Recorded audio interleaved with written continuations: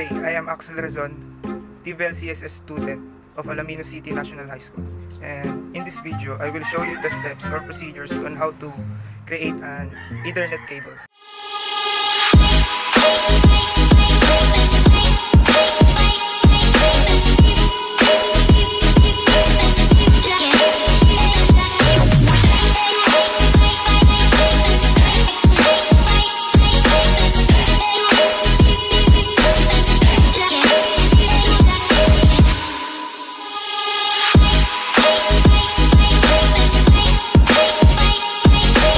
A few moments later. First step, using the wire stripper, cut and remove the insulator of the UTP cable.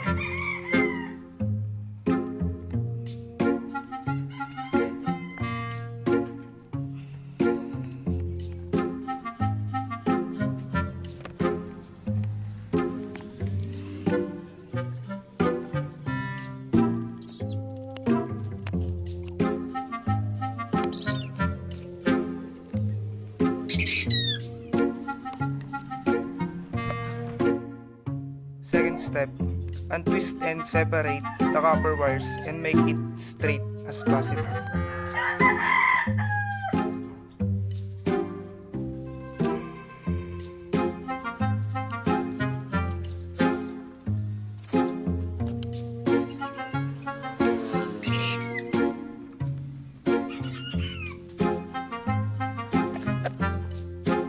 Third step, arrange the color coding based on what patch you are preparing. I am going to make patch T568A.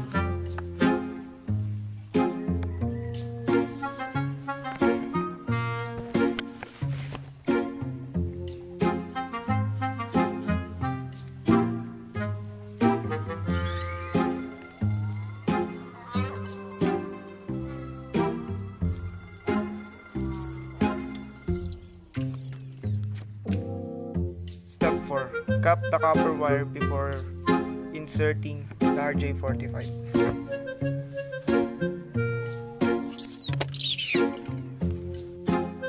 Step 5. Insert the copper wire into the RJ45. Make sure that the 8 pin is in the upward position and the clip is on the bottom.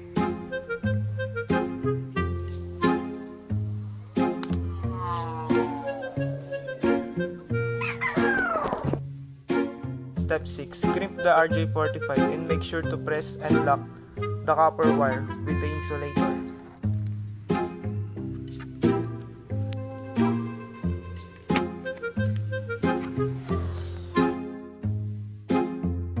A few moments later.